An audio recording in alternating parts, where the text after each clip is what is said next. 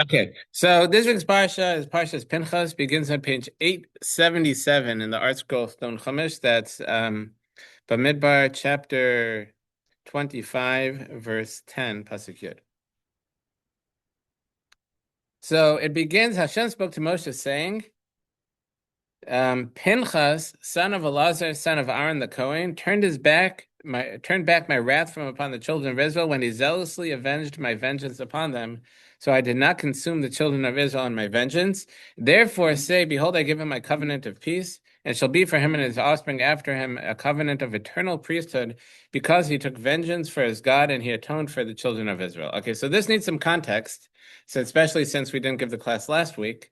So, what's going on here? What's this vengeance? So, the end of last week's Parsha, if you just turn one page back to page 875, it says that Israel settled in the Shittim and the people began to commit harlotry with the daughters of Moab.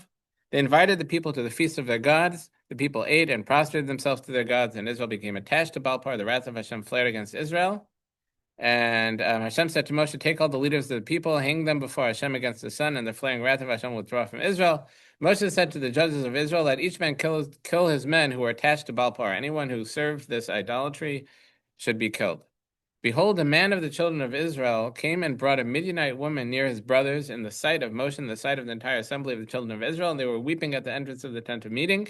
So someone, a man of the children of Israel, that means an important person, brought a Midianite man in public in front of Moshe and the entire assembly, and publicly brought her into his tent to do an immoral act with her. And then in verse 7, Pinchas, son of Elazar, son of Aaron the Kohen, saw, and he stood up from amongst the assembly and took a spear in his hand. He followed the Israelite man into the tent and pierced them both, the Israelite man and the woman, in her stomach. And the plague was halted from among the children of Israel, and those who died in the plague were 24,000. So that's the context that we're dealing with here. So Pinchas stopped this plague by this act of valor and this act of vengeance, in a sense, and an act of standing up for the honor of Hashem, that this person publicly defied Moshe and publicly defied Hashem, and he killed them both. So this is Hashem speaking to Moshe, that Pinchas, son of Elazar, son of Aaron the Kohen, back to page 877 to our Parsha, turned back my wrath from upon the children of Israel when he zealously avenged my vengeance among them. So I did not consume the children of Israel in my vengeance. Therefore I say, behold, I give him my covenant of peace, and it shall be for him and his offspring after him a covenant of eternal priesthood, because he took vengeance for his God, and he atoned for the children of Israel. So the commentaries comment that it says Pinchas, son of Elazar, son of Aaron the Kohen. It gives his yichus, it gives his lineage all the way back to Aaron, which is 2 generations. And our sages say that that the person, like I said, the person he killed was an important person. He was one of the leaders of the tribe of Shimon, and sorry, and people were indignant that who is this guy? Who is this Pinchas to kill one of the leaders of a tribe of Israel? Who does he think he is? And they said that Pinchas was he was, what's the word, mefatfed. He came from, our sages say that Pinchas also came from Yisro, either from his mother's side, or he came from the family of Yisro as well, who fattened calves to idolatry. And so who is this guy? Who does he think he is, that he's killing one of the leaders of the Jewish people? And that's where the Torah says that he's not just Pinchas, he's the son of Elazar, the son of Aaron HaKohen, that he comes from greatness. And some of the commentaries say is that not only is it saying that he comes from an important family, but it's telling where he's coming from, that this act was an act of Aaron. It comes from the source of Aaron, the Kohen. And who is Aaron Kohen? So the Mishnah in Pirkei Avos says that a person should strive to be from the students of Aaron the Kohen, who was a lover of peace and pursued peace. And this act seems to be in direct opposition to this. This isn't an act of peace. This is an act of war. He committed a violent act, so it would seem to be that he's straying from the path of Aaron, his grandfather, and kind of going and opposing that. And that's what the Torah is testifying, that this action was actually coming from his ancestry coming from Aaron because it was an act of violence that brought about peace between the Jewish people and Hashem. So it was actually an act that brought about peace, and that's why the Torah continues um, with the reward. Therefore, say, "Behold, I give him my covenant of peace." That he did an act of violence to bring about peace between the Jewish people and Hashem. So his reward is a covenant of peace. And additionally, it says that he and his offspring after him have a covenant of eternal priesthood. That means that he is a Kohen and all his descendants are to be Kohanim. Even though, like we said, he's the son of Elazar, who was a Kohen, and the son of Aaron, the original Kohen. So you would think he would have been a Kohen already, but that was not the case. Because when Aaron and his sons were made to be Kohanim, which was in Parshas Shmini, when that was finalized, it was real during the days preceding Parshas Shmini, especially, they had their inaugural 7 days. So the ones who were made to be Kohanim were Aaron and his sons. Once they were Kohanim, so all their descendants, all their sons would be Kohanim as well. But since at that time, when Pinchas had been born earlier, and he wasn't Aaron or Aaron's son, he was a grandson of Aaron, but he wasn't Aaron or his son, so he was never inaugurated as a Kohen. Therefore, he never got that status of a Kohen because he wasn't born from a Kohen, because at the time he was born, his father wasn't a Kohen. So Pinchas was never a Kohen, and he achieved kahuna. He achieved the status of kahuna through this act. He was like granted that as a reward. So I saw Reb Shimon Schwab asked that it seems like bizarre that it happens to be the one person from the descendants of Aaron, who was the one man, I should say, from the descendants of Aaron, who was not a Kohen, became a Kohen through as a reward. Almost as if, like what are the chances of that happening? That there's one descendant of Aaron who wasn't, one son of Aaron, male descendant of Aaron who wasn't the Kohen, and he's the one person in history who attains kahuna independently. Like, what are the chances? So Shimon Schwab explains is that really it should have been Aaron. Really, it should be that all of Aaron's sons, all of Aaron's male descendants would be Kohanim, and it would follow that Aaron, his sons, and his grandson should have been part of the original inauguration. Why was Pinchas not? It was because that there was something lacking. There was a flaw in Aaron that prevented that from happening. And that was that with the sin of the golden calf, Aaron was too conciliatory. That instead of standing up to the people who were trying to make this golden calf, Aaron accommodated them and he tried to convince them to change. And when he saw that wasn't going to happen, so he tried to delay them. He was slow walking them, but he was accommodating. And Aaron, in his position, like we said, of a lover of peace and pursuer of peace, who brought about peace amongst everyone around him. So it was almost like he was too passive. He was too much of a pushover and there was a time that was appropriate to stand up for what was right. And instead of standing up, he kept the peace. He didn't stir the pot. So there was some minor flaw that didn't allow all his sons and all his male descendants to be Kohanim. There was one exception because of this flaw. And when Pinchas stood up and acted, he stirred the pot. He acted when he saw that there was something wrong. A stand had to be made. He made that stand. So that was in a sense filling this void, filling this flaw, fixing this flaw in Aaron. With the small flaw in Aaron, and therefore he completed kind of the family, or completed the kahuna. That kahuna, they have to bring peace, but they also have to take a stand when a stand is necessary, and therefore he attained kahuna. Additionally, this Sforno speaks out that in verse 12 it says, "Therefore say, behold, I give him my covenant of peace." He says, what's his covenant of peace? So our sages say that Pinchas lived an extraordinarily long life, that he pops up in the book of Judges in Shoftim, in the story of Plegesh Begiven, the story at the end of the book of Judges, not the Parsha of Judges, the book of Judges, which describes the period of time after the death of Yehoshua, after the death of Joshua, pretty much until the prophet Samuel, the prophet Shmuel, which is it's a long period of time. But Is it 300 or 400 years? I don't remember exactly. Let me think. I think it's some 400 years. Um, where was I going with this? Oh yeah. So at all the way at the end of the book, Pinchas pops up as the Kohen Gadol. And there's actually a discussion, there's a question of when exactly that happened in the chronology, in the time, but whatever it was a long time after now. What's that? Probably in about 40, 45. Okay. So, where was I? Losing myself. Oh yeah. So he lived an extraordinarily long life.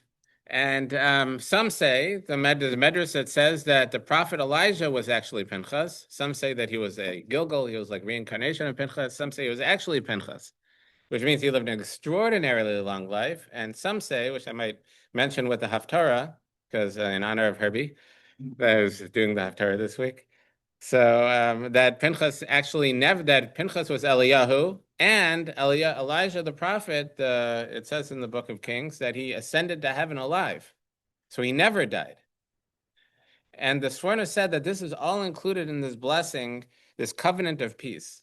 But he says this is in science, they say that there's the law of, I think it's the law of conservation of motion or the law of conservation of energy and matter, whatever it is that things have inertia, that when things are going, they continue going until something acts on them to stop them or slow them down. But everything stays at the same speed it's going, same direction.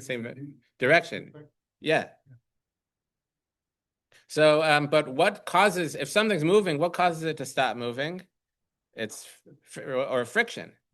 That's usually friction that's why things slow down. If you roll something, eventually you throw something and eventually it'll stop. Well, the gravity is pulling it down, but if you roll something, just for the friction stops it. And that's two opposing forces are causing it to slow down. And he's saying, and that's where death comes from, is that he says that we have conflict. We have opposing forces within ourselves, that when we make decisions, that sometimes what we make a decision that might be the right thing, might be the wrong thing, but deep within ourselves, we know that it's the wrong thing. And where there's conflict and stress, it says that's what brings death. But Pinchas has this covenant of peace that he had this knowledge that he was doing right, that what he was doing was the right thing, and peace of mind. And that allowed him long life. That he never had that stress, and therefore he never had something stopping him from living. And that's a covenant of peace.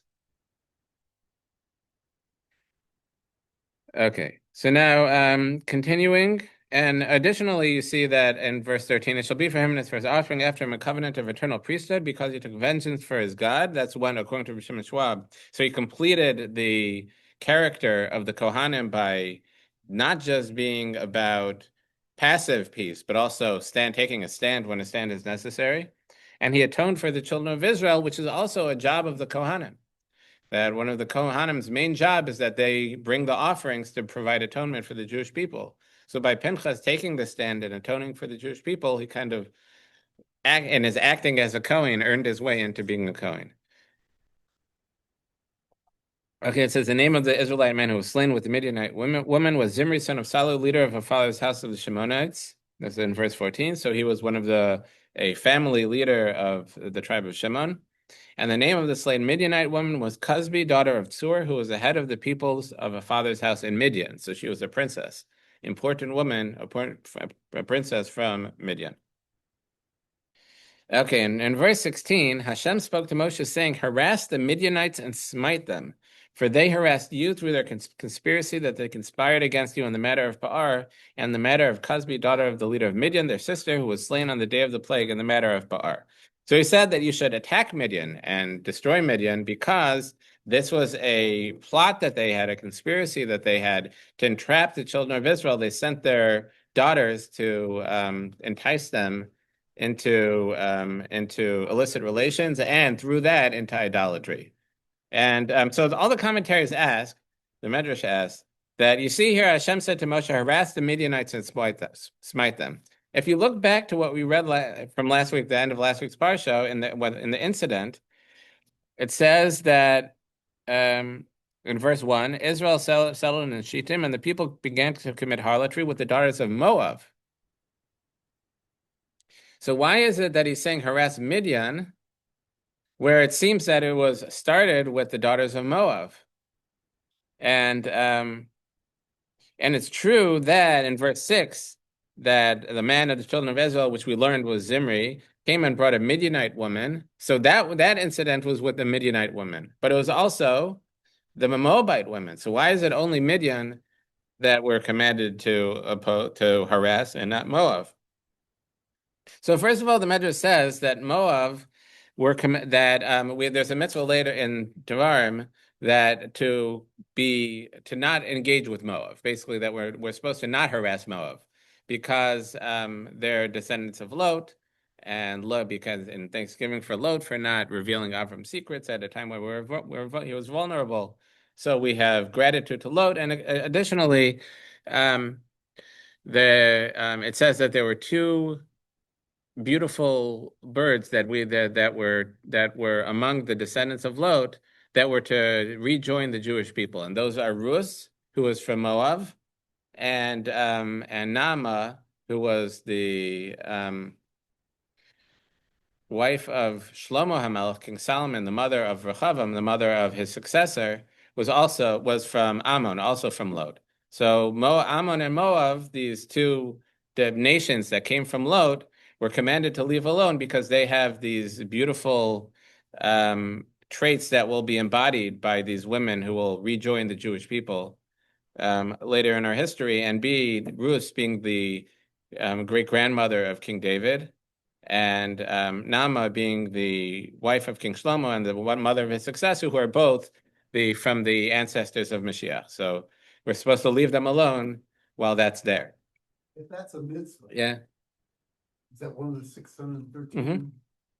How can anybody now do that? Now do that. I don't. Now it might be we don't have right. Well, a lot of the mitzvahs aren't really currently possible. For example, bring the offerings, which we'll see an extended part of the end of this week's Parsha is about the Musaf offerings, to the point that every holiday we read from the end of Parshas Pinchas as the maftir, because it contains the Musaf for every holiday that has a Musaf, not Hanukkah or things that don't have Musaf, but anything that has a Musaf, we read from Parshas Pinchas.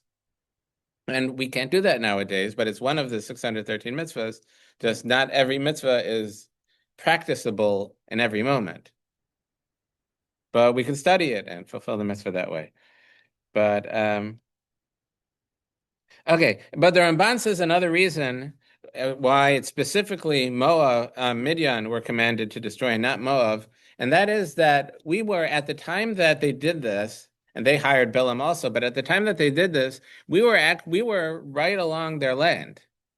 We weren't planning to invade because, like I said, there was a mitzvah specifically not to bother Moab. But we were traveling towards the land of Canaan, right next to the land of Moab. So it would be kind of, so they would feel they were threatened by us. And so therefore, for them to try to conspire against us, it makes sense. It's something wrong. They shouldn't have done it. But they at least had a reason to do it. Whereas Midian was coming out, what did they have to do with us? Well, this wasn't their fight. So the fact that Midian came out of left field, where it wasn't their fight, they weren't involved, and they stuck their nose in to conspire against us. That's wrong, and we have to destroy them for that. Okay. Then on page 879, chapter 26, it was after the plague, Hashem spoke to Moshe and Elazar, son of Aaron the Kohen, saying, take a census of the entire assembly of the children of Israel from 20 years of age and up, according to their father's house. All go out to the legion of Israel. So this is what they did. And if you look at the census, so in verse 5, Reuven, the firstborn of Israel, the sons of Reuven, Chanoch, the Chanochite family, of Palu, the Paluite family, of Chetzron, the Chetzronite family, of Carmi, the Carmite family. If you look in the Hebrew of this, Pasuk, so after it says the name, as you said here, in the English it says Chanoch, Chanochite. In the Hebrew, it's Chanoch, Mishpachas, HaChanochi. What it does is takes a name, precedes it with the letter Hey, and concludes it with the letter Yud, which was translated as the Chait, like the Chanochite family for Chanoch.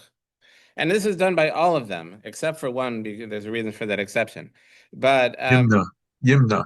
Yimna, right? Yimna is the exception. Now I'll say why.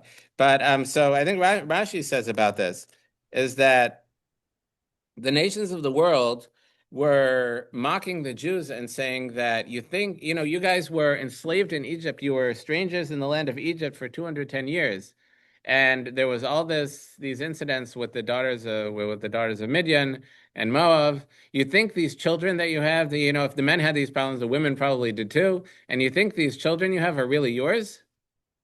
They say for the Egyptians were probably all involved. The women were probably all involved with Egyptian men, and the Jewish men were probably involved with Egyptian women, and like these children are probably not all really Jews. And so therefore Hashem, when he mentions their names, surrounds each name with a Yud and the Hey, the letters of Hashem's name, of Ka. That's why we call it Shiftei Ka, the tribes of Ka, Eidos Yisrael. It's a verse from Tehillim, is testimony about Yisrael, that the name Yud and the Hey of Hashem's name testifies to the lineage of the Jewish people, that God's testifying, these are my people, these are my sons. And except for, as Barry said, Yimna, that one does not have the Yud and the Hey. It could very easily say Mishpachas HaYimni. But because anyway that starts with the Yud and ends with a Hey, it's surrounded by the Yud and the Hey, so that one doesn't change. Because anyway, it has that testimony of the Yud and the Hey surrounding it. Okay, I think we'll skip. One thing to point out, I guess, is that Shimon. So in verse 12, it begins the sons of Shimon at the bottom of page 879. According to their families, Nemuel, the Nemulite family of Yemin, Yachne, Zerach, the Zerachite family, Shaul, the Shaulite family. These are the families of Shimon. It says 22,200. If you look back in Bamidbar, where they were counted, on page 729,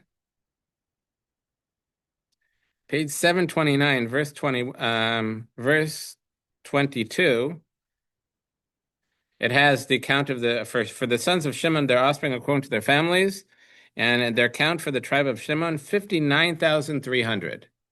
So after 40 years in the desert, they went down from 59,300 to 22,200.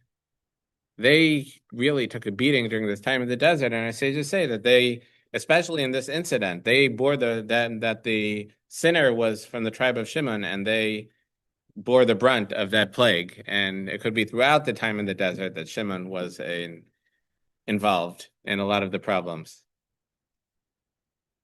So they bore the brunt of the punishment. Okay, just one thing to point out there. In the numbers, it goes, like I said, it goes through, it counts all of them. And I say, why are they counting at this point? Because there was this big plague as a result of the incident with the daughters of Midian and Moab, because there was a big plague, they compare it to a shepherd, that like when the wolf gets into the flock, so afterwards you count to see what's left. So here, after they had this big plague, so they're doing a count, a census to see who's left.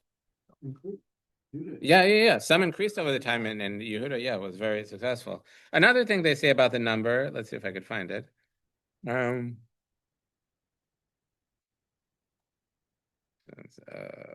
Binyamin and Dan. So if you look at in verse 38 on page 883, it's the sons of Binyamin, Bela, Ashbel, Ashbelite, and in verse 41, these are the sons of Binyamin according to their families. They count 45,600. And then the sons of Dan, of Shuam, the Shuamite family, these are the sons of Dan according to their families, and Dan was 64,400. So Dan was bigger than Binyamin. But when to the patriarchs of the tribes, Dan had one son. That was Chushem, the son of Dan, who was a deaf mute. He was deaf. So Dan had one son who was deaf. Where am I? Binyamin had 10 sons. Yet you find that after the time in Egypt and the 40 years in the desert, Dan, the tribe of Dan, was bigger than the tribe of Binyamin. And you say this is to illustrate that a person should never count on their current status. Like, this is what I have, so it's going to always be this way. That it could be that a person is in a, difficult status at one point, and you never know where you're going to end up. You never know where life will take you, and so Dan, who had only one son, who might think like, oh, I'm going to always be the smallest of the tribes. He ended up even bigger than Binyamin, who had 10 sons. Okay. So next we have on page 885, verse 52, Hashem spoke to Moshe, saying, to these shall the land be divided as an inheritance according to the number of names. According to the number of names. For the numerous ones, you shall increase its inheritance. For the fewer one, you shall lessen its inheritance. Each one according to its count shall be, and its inheritance be given. So now we're starting to deal with how the land of Israel will be divided amongst those who are entering. And he's saying that it was divided based to these, meaning these are the people who are going to inherit it, these people who are counted from the age of 20 and up. And it continues in verse 54, for the numerous ones you shall increase its inheritance, for the fewer ones you shall lessen its inheritance, each one according to its count shall its inheritance be given. And then in verse 55, only by lot shall the land be divided. According to the names of their fathers' tribes shall they inherit it. According to the lot shall one's inheritance be divided between the numerous and the few. And the commentaries struggle with this a little bit, that it seems contradictory. That first it says that the numerous you shall increase its inheritance, for the few you shall lessen its inheritance. That means that you give a bigger portion to the bigger tribe and a smaller portion to the smaller tribe. And then it says you apportion the land by lottery, which implies that which portion each tribe gives is by lottery. So the way Rashi seems to understand is that, in fact, they divided the lands into 12 parts. How it was divided was by Hashem. And just as an aside, the division wasn't by area. It wasn't by square footage or square amma, whatever you call it. It was by, or square mile. The division was by value, because you could have like very valuable, useful land and desert land that's less valuable, that's less usable. So it was divided by value, not by area. But whatever it is, so Rashi seems to understand that Hashem told him how to divide it up, and then they did the lottery, and it came out exactly that the bigger tribes got the bigger portions, and the smaller tribes got the smaller portions, and that's how it worked out by lottery. And it was all through Ruach HaKodesh, all through divine intervention. One tribe that didn't get any initially. And that was Levi, you're saying, or Shimon. There were no males. We'll get there. That's in this Parsha. That's not a tribe, though. That was one family. Right now, I'm not talking about the families yet. I'm talking about the tribes as a whole. So, meaning the land was divided amongst the tribes as a whole, and then subsequently each tribe would divide them amongst the families. The Ramban, though, takes issue with this. He has a lot of issues with this. One of them is that it says that Ephraim and Manasseh got a double portion. But where am I going with this? I'm confusing myself with the Ramban.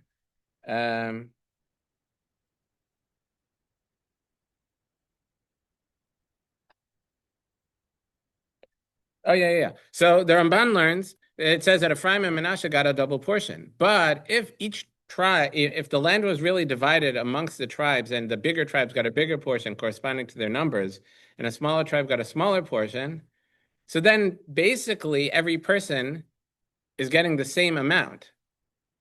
If it's divided based on the population of the tribe, so then it's pretty much divided amongst the population as a whole, and every person is getting the same amount. So the fact that Ephraim and Binyamin are split from Yosef, that Yosef is split in two to Ephraim and Manasseh, if they're only getting by population, it makes no difference. That's one of the issues the Ramban has. The Ramban has a number of issues with Rashi, and the Ramban disagrees and says that the land was actually divided into 12 equal parts. And each tribe took one of those 12 parts. And so the bigger tribe had less to split up than a smaller tribe. And he says that when the Torah says afterwards, and to the numerous one it shall increase its inheritance, for the few one it shall lessen its inheritance, each one according to his count, that's talking about the families. They're saying when the families divided up, so then they divide it up based on the size of the families. So it's each tribe gets 1/12 of the land, and then each tribe divides it amongst the families of the tribe based on the size of the families. So a bigger family got a bigger portion, and a smaller family got a smaller portion. Okay, and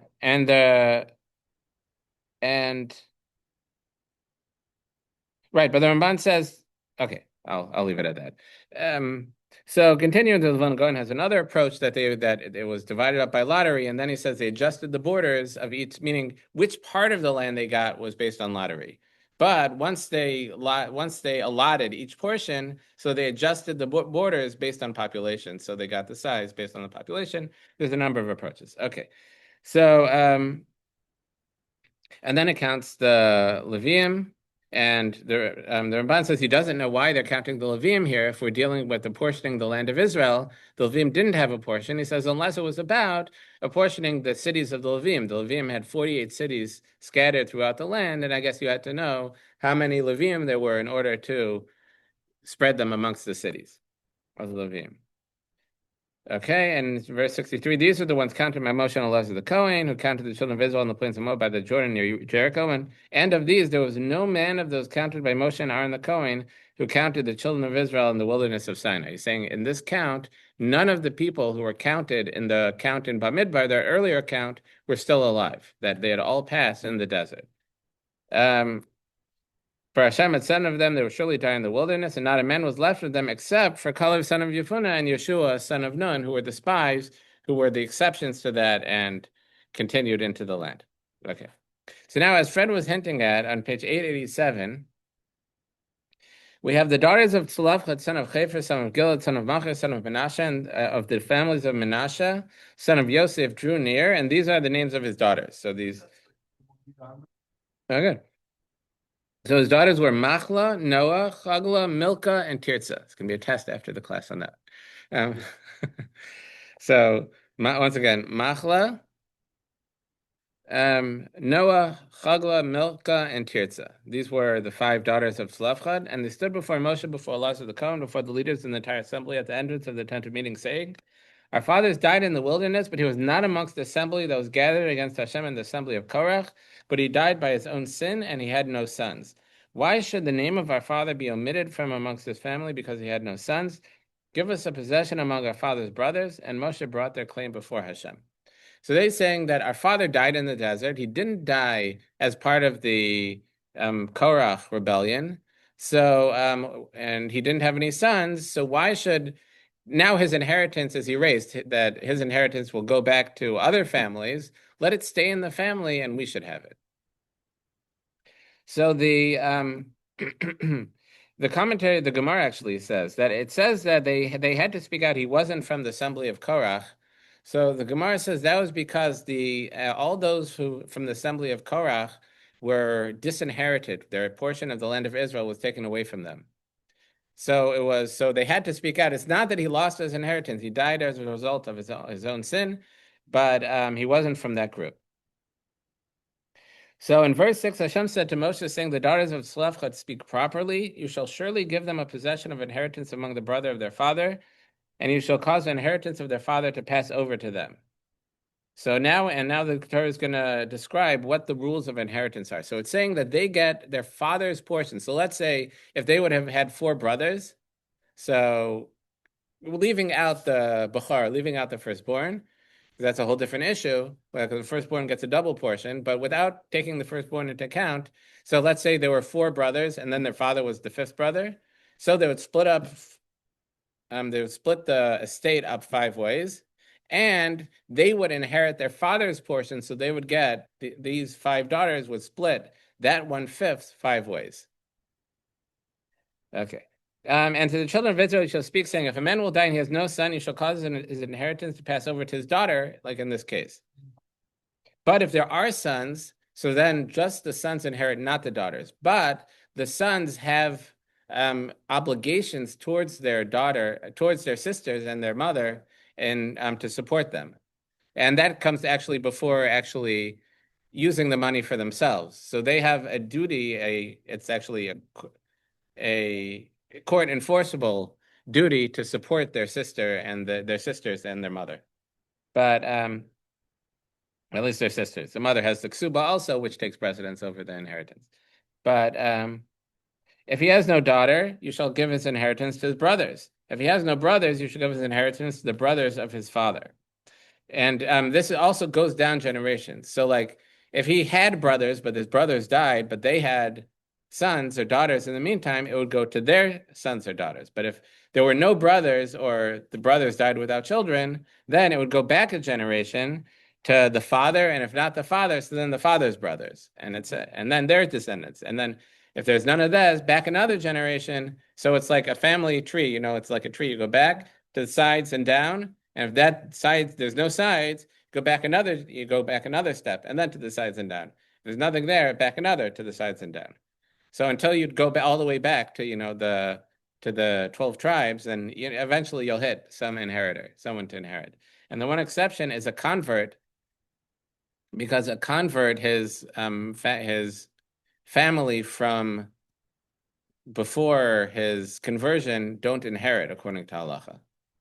So if a convert dies without any children, so then there's no one to inherit. And that's where you have like whoever comes first gets it. Because there's no one, like I said, there's no one to inherit. Okay, and that's the basic rules of inheritance.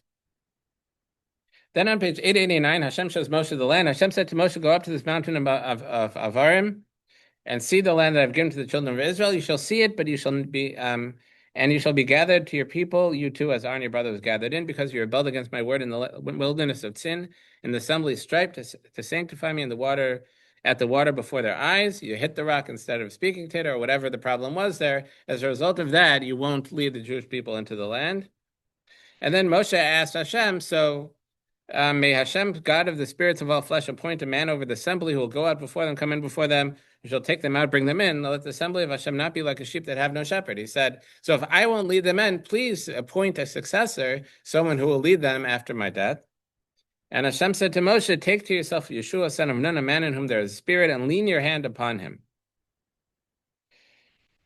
And the commentaries say, Rashi speaks out actually, what that means is that you should allow him to lead even before your death, that you should have him teach and act as leader before your death. So people shouldn't say that he's only here because we don't have Moshe, but he went, with Moshe here, he would be nothing. And this is, I think, an important lesson in leadership, is that a person has to realize that they're not forever. No one's forever, and no one's irreplaceable. And there always has to be a succession plan. There has to be some kind of plan for what to do next. And Hashem was telling him that you can't just, even to have a succession plan to appoint someone after you're gone, that won't work, because who's to say that people will follow him? That you have to make sure that he gets his start while you're still around, in order that people will see that he could even act as leader while you're still here. Okay. And it continues. You shall say in verse 19, you shall stand him before Elazar the Kohen, before the entire assembly, and command him before their eyes. You shall place some of your majesty upon him, so that the entire assembly of the children of Israel will pay heed. Before Elazar the Kohen shall he stand, who shall inquire from the judgment of the Urim before Hashem at his word. They shall go out at his word, they shall come in, he and all the children of Israel with him in the entire assembly. And Moshe did as Hashem had commanded him. He took Yeshua, stood him before Elazar the Kohen, before the entire assembly. He leaned his hands upon him, commanded him as Hashem had spoken through Moshe.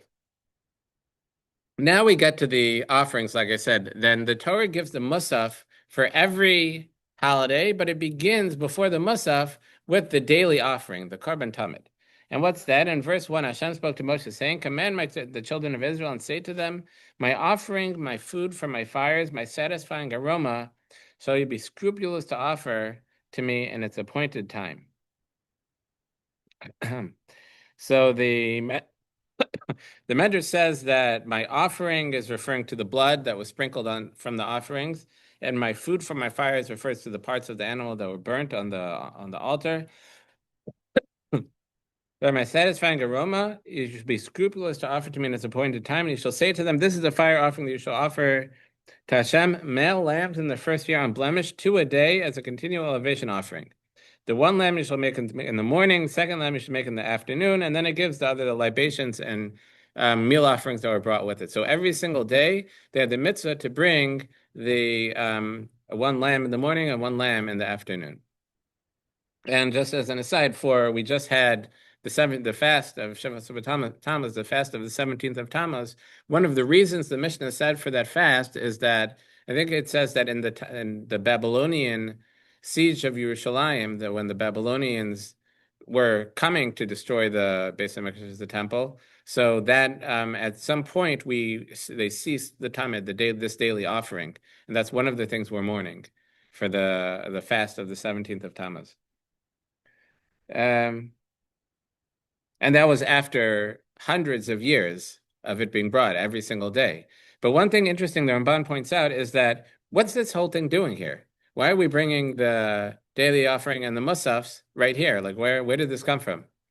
And he answers that since we said that these are the people who are going to inherit the land, the Ramban says that they did not bring the musaf offerings the entire time in the desert. I think he says they brought it during the inauguration of the tabernacle, but after that, they didn't bring it during their wanderings in the desert.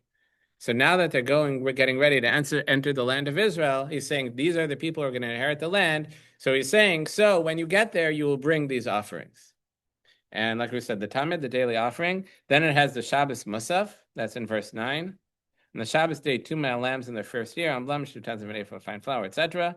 Then in verse 11, you have the Rosh Chodesh offerings, the Musaf offerings that were brought on Rosh Chodesh.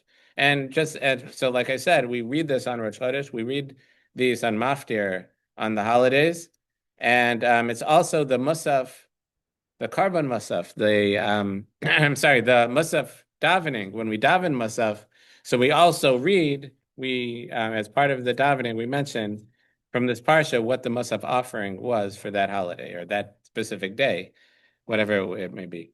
And then on page 893, you have Pesach in verse 16, what the Musaf was for Pesach. And on verse 26, you have the Musaf for Shavuos. And on page 895, chapter 29, verse 1, you have for Rosh Hashanah. Chapter 7, you have for Yom Kippur. Chapter 12, you have for Sukkot. And Sukkot, though, is much longer, you'll see, than the other holidays, because on Sukkot, every single day had a different Musaf offering, where the other ones were pretty consistent, meaning maybe between like the Yantif and Chol Hamoed might have been different, but on Sukkot, every single day was different because there were a descending number of bulls brought. That the first day of Sukkot, as it says in verse 13, you shall offer an elevation offering, fire offering, satisfying aroma to Hashem, 13 young bulls. On the second day, in verse 18, in verse 17, 12 young bulls. On the third day was 11, etc. And it was descending until the seventh day in verse 32, they would bring 7 bulls. So you went from 13, 12, 11, 10, 9, 8, 6, 10, 9, 8, 7. And then on Shmini Atzeres, which is not really Sukkot, so there you have 1 bull in verse 35. Okay, and then after Sukkot, the Parsha concludes, page 899, chapter 30. Moshe said to the children of Israel, according to everything that Hashem had commanded Moshe. Oh, I was wrong, actually. The Haftarah, yeah. Right. So I said that I was going to mention about Eliyahu because I was thinking, I was thinking that the Haftarah was the Haftarah for Parshas Pinchas, which is about Eliyahu Hanavi and how he said that the Jewish people violated Hashem's covenant, and that's why the Medrash says that he goes to every bris milah to testify that they're actually keeping the covenant. But that's not the Haftarah this week because we're already in the 3 weeks, and therefore we read the 3 weeks Haftarah, which on page 1192. Let's get there. Okay, so thank you, Harvey. I didn't want to mislead you to practice the wrong Haftarah. So the Haftarah is actually even though it's Pinchas, the Haftarah is the Haftarah of Matas, which is for the first of the 3 weeks, which is Divrei Yirmiyahu, which is the beginning of the book of Yirmiyahu, where Hashem says that about how the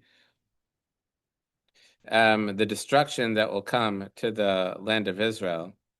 But it begins with how he selected Yirmiyahu as the prophet.